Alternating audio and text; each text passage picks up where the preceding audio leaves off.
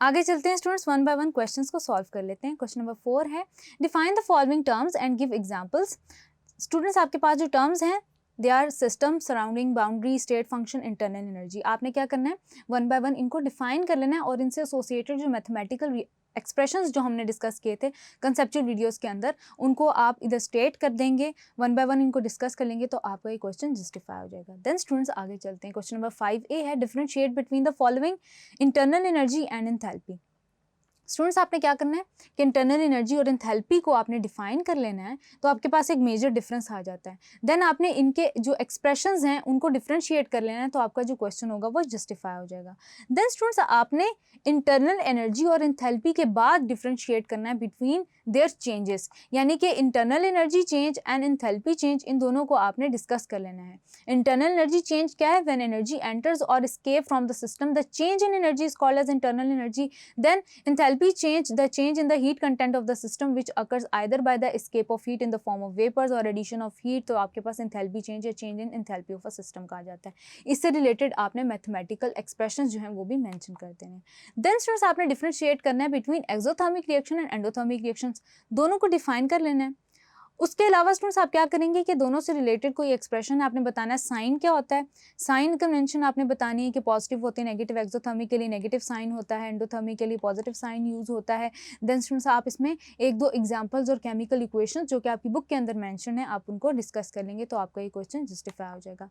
Then students आपके पास आगे question number 5B है कि define the following enthalpies and give 2 examples of each. Standard enthalpy of a reaction define किया, उसकी 2 examples mention कर दी। इसी तरह स्टैंडर्ड एंथैल्पी ऑफ कंबशन है, आपने डिफाइन किया, उसके अगेंस्ट आपने एग्जांपल्स मेंशन कर दी। स्टैंडर्ड एंथैल्पी ऑफ एटॉमाइजेशन है, उसको आपने डिस्कस कर लिया और एग्जांपल्स मेंशन कर दी। एंथैल्पी ऑफ सॉल्यूशन है, उसको आपने मेंशन कर दी और आपने ये भी बताना है कि किस रिएक्शन के अंदर पर्टिकुलरली एनर्जी एवॉल्व होती है या एब्जॉर्ब होती है। जैसे स्टूडेंट्स आपको अच्छी तरह से पता है कि आपके पास जो एंथैल्पी ऑफ सॉल्यूशन है वो पॉजिटिव भी हो सकती है और नेगेटिव भी हो सकती है, तो उसको आपने मेंशन कर देना है, तो आपका क्वेश्चन जस्टिफाई हो जाएगा। देन स्टूडेंट्स आपके पास क्वेश्चन नंबर 6A है, what are spontaneous and non spontaneous processes, give examples.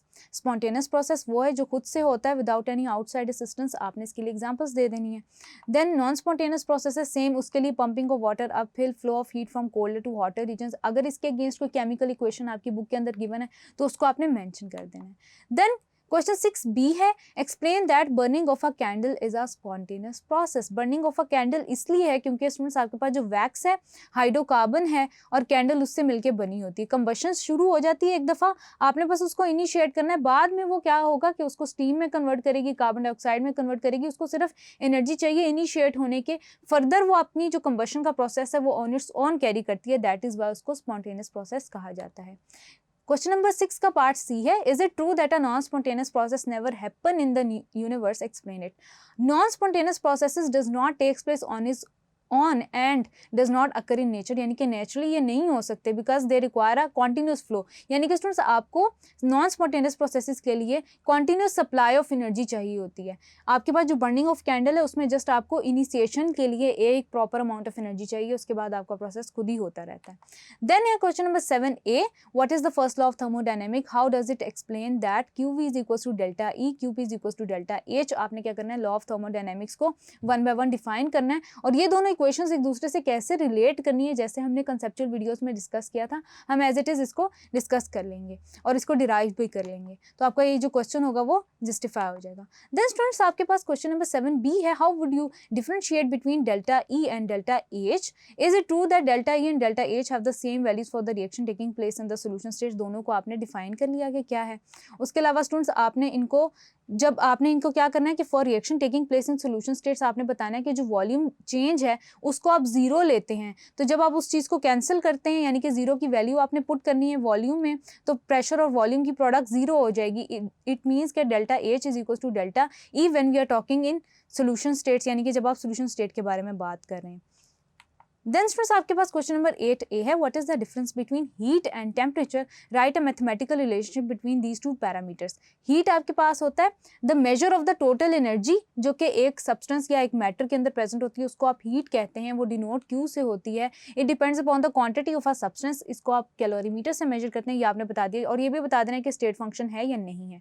Then question आपने टेम्परेचर को डिफाइन करना है कि ये एवरेज होती है kinetic energy of molecules denoted by T independent of the quantity of a substance. ये आपके पास स्टेट फंक्शन होती है and it is measured by thermometer, इसको आपने डिस्कस कर लेना है। देन क्वेश्चन नंबर 8B है, how do you measure the heat of the combustion of a substance by bomb calorimeter. Bomb calorimeter को डिफाइन करेंगे, उसकी वर्किंग के बारे में बताएंगे और स्टूडेंट्स उससे रिलेटेड जो फॉर्मूला है उसको जब आप डिस्कस करेंगे तो ये आपका क्वेश्चन जस्टिफाई हो जाएगा। क्वेश्चन नंबर 9 है, define the heat of neutralization. When a dilute solution of a strong acid is neutralized by dilute solution of strong base, the heat of neutralization is found to be nearly the same in all cases. How do you account for this. Heat of neutralization को define करेंगे और उसके against reason बताएंगे कि heat of neutralization तमाम acids और bases की same क्यों होती है, और अगर डिफरेंस भी होता है तो वो थोड़े टर्म्स का होता है, यानी कि थोड़े डिजिट्स का होता है, तो उसको आप इस तरह से जस्टिफाई करेंगे कि आपके पास जो न्यूट्रलाइजेशन है बेसिकली वो कम्बिनेशन होती है हाइड्रोजन आयंस का और हाइड्रोक्साइड आयंस का, दैट इज व same amount of energy release होती है। देन क्वेश्चन नंबर 10 का पार्ट ए है, state the laws of thermochemistry and show how they are based on first law of thermodynamics. आपने law of thermochemistry को सबसे पहले define कर लेना है और देन उसको फर्स्ट लॉ ऑफ थर्मोडायनेमिक्स से रिलेट कर लेना है। लॉ ऑफ थर्मोकेमिस्ट्री के अंदर अगर देखें तो the quantity of heat required to decompose a compound into its elements is equal to the heat evolved. तो स्टूडेंट्स आपने क्या करना है, दोनों को डिफाइन करना है और उसको आपने लॉ ऑफ थर्मोडायनेमिक्स से रिलेट कर देना है। Second law of thermochemistry students आपके पास हेस लॉ है जिसको आप डिफाइन कर लेंगे तो आपका क्वेश्चन जस्टिफाई हो जाएगा। क्वेश्चन नंबर 10 का पार्ट बी है, what is a thermochemical equation, give 3 examples, what information do they convey.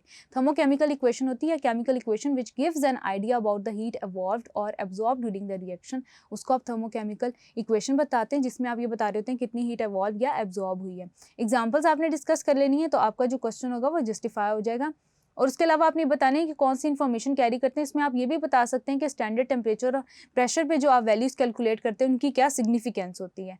Information they carry ये आपको बताते हैं कि कितनी हीट इवॉल्व हुई है। देन आपने ये बताना है कि आपको एक्सोथर्मिक या एंडोथर्मिक हीट ऑफ सोल्यूशन के हीट ऑफ रिएक्शन के बारे में बताते हैं कि एक्सोथर्मिक है या एंडोथर्मिक है, फिजिकल स्टेट के बारे में बताते हैं, कंडीशन के बारे में बताते हैं। उसके अलावा थर्मोकेमिकल इक्वेशन को जब आप रिवर्स कर देते हैं तो आपके पास इक्वेशन रिवर्स हो जाती है। देन पार्ट सी है, why is it necessary to mention the physical states of reactants and products in a thermochemical reaction, apply Hess law to justify your answer।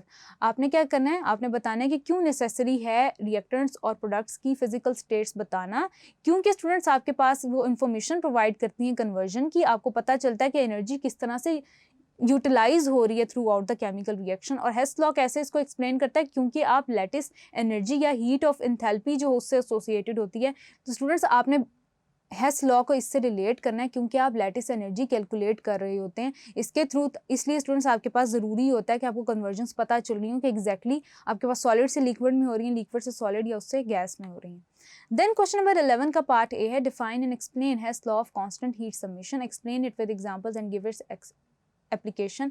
Second law of thermochemistry Hess law है, discovery इसकी किसने की थी आपने वो बता देना है, स्टेटमेंट इसकी बता देनी है। एंड देन स्टूडेंट्स आपने बताना है कि अमाउंट ऑफ हीट इवॉल्व और एब्जॉर्ब सेम है, चाहे आपके पास रिएक्शन एक स्टेप में हो या सेवरल स्टेप्स में हो। देन स्टूडेंट्स आप कार्बन डाइऑक्साइड की जो फॉर्मेशन है उससे रिलेटेड जो एग्जांपल है उसको आप मेंशन कर देंगे कि अगर साइकिल में हो या डायरेक्ट हो तो same amount of heat evolve या एब्जॉर्ब होती है। एप्लीकेशंस इसकी डिस्कस कर लेनी है। बॉर्न हैबर साइकिल अप्लाई होता है आपके पास हेस लॉ के अंदर, जो लैटिस एंथैल्पी या लैटिस एनर्जी से आप उसके थ्रू कैलकुलेट करते हैं तो आपको एक क्वेश्चन जस्टिफाई हो जाएगा। देन क्वेश्चन नंबर 11 का पार्ट बी है, Hess law help us to calculate the heats of those reaction which can not be normally carried out in a laboratory, explain it. आपने हेस लॉ को सारा explain कर देना है। कोई example आप मेंशन कर देंगे ऐसे रिएक्शंस की जिसको आप जस्ट हेस लॉ के थ्रू ही प्रिडिक्ट कर सकते हैं उसकी हीट्स को, जिनको आप डायरेक्ट कैटर नहीं कर सकते। तो स्टूडेंट्स आपके पास क्या होगा कि इसका क्वेश्चन जो आंसर है वो जस्टिफाई हो जाएगा। इसमें आप बोरॉन ऑक्साइड, एल्यूमिनियम ऑक्साइड की एग्जांपल दे सकते हैं कि आप उनकी डायरेक्ट आप मेजर नहीं कर सकते तो इनडायरेक्टली हेस लॉ के थ्रू करते हैं, यानी कि आपने सिग्निफिकेंस बतानी है। देन आपके पास है question number 12A, what is lattice energy, how does Born Haber cycle have to calculate the lattice energy of sodium chloride. Lattice energy define करेंगे बॉर्न हैबर प्रोसेस के थ्रू। आपने सारा बताना है कि NaCl की फॉर्मेशन कैसे होती है, यानी कि आपने एनर्जीज को एक दूसरे से रिलेट करना है और स्टूडेंट्स फाइनली आपके पास फॉर्मेशन ऑफ NaCl का जो वैल्यू होगी वो आ जाएगी।